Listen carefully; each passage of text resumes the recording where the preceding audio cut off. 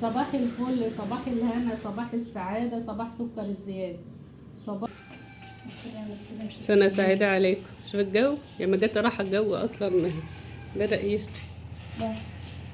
سنة سعيدة عليكم بعد ما تأملت اللي ما فيش مدرسة.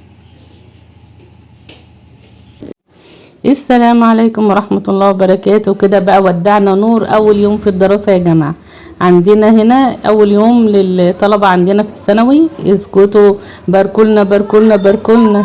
جم والحمد لله نورونا. هنا نور بتجهز لبسها، الجيبة والشميز والطرحة، ودي شنطتها. طبعا مفيش كتب اخدها ولا حاجه، هي مظبطه. قلت له واخده كتب الانجليزي اذاكر فيها. هنا بقى جهزنا لها ازازه الميه او الزمزميه، او يعني الحاجه اللي هتشرب فيها عشان ما تستخدمش حاجه الغير. وكمان بقى ايه حطينا لها كده اللي كان موجود يعني. كانت مفاجاه لنا لما نادوا امبارح في الميكروفون بالليل وقالوا ان نادوا، لا ما نادوش، نزلوا على النت صح. طبعا قالوا ان الدراسة هتبدأ الصبح، كانت مفاجأة، هي نفسها ما كانتش تعرف. هنا كده بقى حضرنا بقى السندوتشات وحطينا تفاحة وخيار اللي ما كان موجود، بقى الموجود في البيت ساعتها خدته وهي ماشية مع ازازة المية مع مصروفها بقى تجيب الحاجة اللي هي هتجيبها. وبعد كده كده خلاص نازلة. وعندنا بقى المدرسة اللي جت عندنا هنا في البلد، لان كانت الطلبة بتستخدم استخدام السلاح الابيض في المدرسة، فطلبنا بنقلهم هنا. يلا مع السلامة. سنة سعيدة عليكم. شوف الجو لما جت راح الجو أصلا بدأ يشتي. سنة سعيدة عليكم بعد ما تأملت اللي ما فيش مدرسة.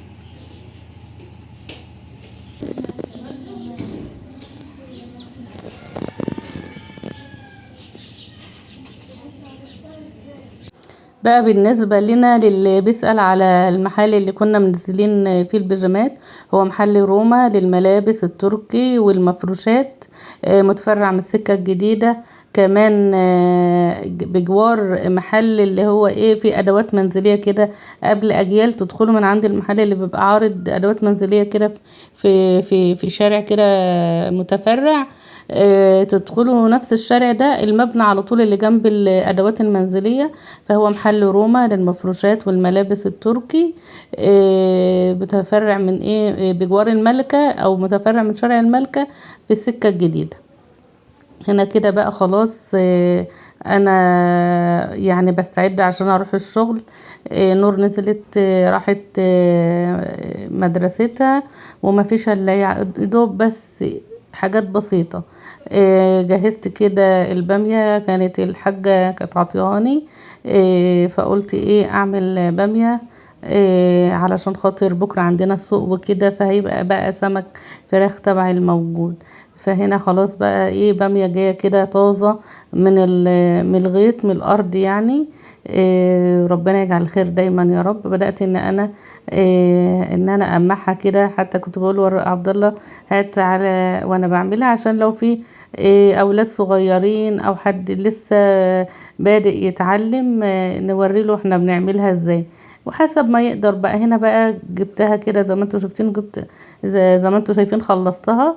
وبدأت ان انا جبت ليمونة كده قطعتها نصين، وحطيت مية على النار علشان في امكانكم تغسلوها وتطبخوها كده على طول. بس انا بحب اديها غلوة على النار بليمون، علشان احس ان هي نزلت اي اتربة او اي حاجة فيها، واغسلها تاني بالمية الجارية تاني تحت الحنفية. يعني حتى لو هي لسه جاية طازة مش عارفة يعني، بحب ان انا اديها غلوة كده بالليمون تضيع ريحة الارض كده والاتربة. وبعد كده ان انا اعمل هنا عملت البصلة، بدأت اشوحها على النار زي ما انتوا شايفين كده. وهي يعني ايه اتلهفت مني شوية، لكن انا بحبها ما تكونش يعني ايه متحمرة قوي، يعني تكون تطلع السوائل اللي فيها وتكون صفرة بسيط علشان احس بطعمها مع البامية مسكر كده. هنا خلاص بدها الغلوة على النار، خلاص بدأت تاخد الغلوة كده، هدفع عليها. وبدأت ان انا اصفيها بالشكل ده. هو حتة ضلمة ليه؟ عبد الله بقى ما ركش. صفيتها كده وجبت ايه، بدأت اغسلها تحت الحنفية بالمية ايه الجارية زي ما انتوا شايفين، علشان خاطر ان انا اعملها من السخن للبارد، ولو في تلج يعني كمان يستحسن، بتفضل لونها اخضر الخضار الجميل ده. هنا حطيت بقى فص ثوم وطماطمنا، حطيت كده الى عصير الطماطم، وكمان بدأت بقى ايه ان انا سبكتها وخليتها استوت كده على النار. حطيت بس نطر السكر، واللي مش عاوز يحط نطرة السكر ويسيب بطعم الطماطم الحلو الجميل ده، ساعات برضو ببقى اسيبها. يعني كده بعملها كده وكده زي ما انتوا شايفين، زي ما انتوا عاوزين، او حسب الطماطم اللي في السوق. بعدين ضفت عليها كده قرن فلفل حامي، وكمان حطيت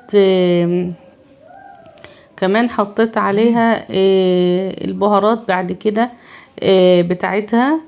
انا كنت بقى ايه سايباها وهي متسبكه، حطيت الباميه عليها عشان بحبها تاخد من طعم الصلصه وكده، قبل ما اضيف عليها عندي شوربه عندي اي حاجه اضيفها لو احتاجت. هنا بدات ان انا اضيف التوابل بتاعتي: كزبره جافه، فلفل اسمر، كمون، شويه شطه، بس انا ما حطيتش الشطه لان قرن الفلفل الحامي كان يعني قايم بالواجب، فمش مستاهله ان احنا نضيف حاجات كتير. وظبطت ملحها، وبدات ان انا اسيبها على النار ايه ان هي تاخد يعني ايه طعمها او تكمل سواها. بس انا كان عندي بقى شوربه كانت باقيه، كنت انا حطاها في الفريزر، وكان باقي فيها قطعتين لحمه كانوا الاولاد ما اكلهمش، فقمت انا رايحه جايه ايه حطيتهم في الفريزر لوقت ساعتهم، وده جه وقتهم اهم. هنا كده طلعت الشوربه وضفتها على الباميه بعد ما اديت لها غلوتين مع الطماطم المتسبكه كده، وبعد كده ايه حطيت عليها الشوربه وكملت سواها براحتها. هنا كده بقى ايه، وده اختياري اللي انا بعمله ده اختياري. في ناس بتحب تحط الثوم والبصل وكل حاجه، وفي ناس بتعمل الباميه بثوم بس. انا بحب بعد ما اخلص الباميه في الاخر خالص، قبل ما اطفي عليها ب5 دقايق ولا حاجه، اعمل لها فصين ثوم كده مع كزبره يابسه وحمرهم. لو عندك زبده، عندك سمنه بلدي، عندك زيت، بصراحه انا كان متوفر عندي الزيت، بحمرهم كده فيها، واديها طشه بقى في التمام زي قريب كده من طشه الملوخيه. الحاجات دي اختياري، لكن انا بحب اعمل طشه للباميه. في زي ما قلت كده ممكن تعمليها بالطريقه العاديه اللي والدتي وكل الناس بتعملها، وده بيبقى حسب ما انت بتبقي ارتحتي للاكله يعني. بعد كده خدت بعضي ورحت شغلي، وده كانت يومي كامل من ساعه ما صحيت لحد ما رحت شغلي. الدفاتري بتاع شغلي كان عندي تطعيم حوامل، وكنت بجهز حاجتي وبجهز غرفتي وبجهز دفاتري وبجهز كلماني وبجهز كل حاجه للتطعيمات. ويعني لازم لما نروح نلبس ونجهز غرفتنا ونشوف كل حاجه. مع السلامه، ما تنسوش اللايك والاشتراك وتفعيل الزر.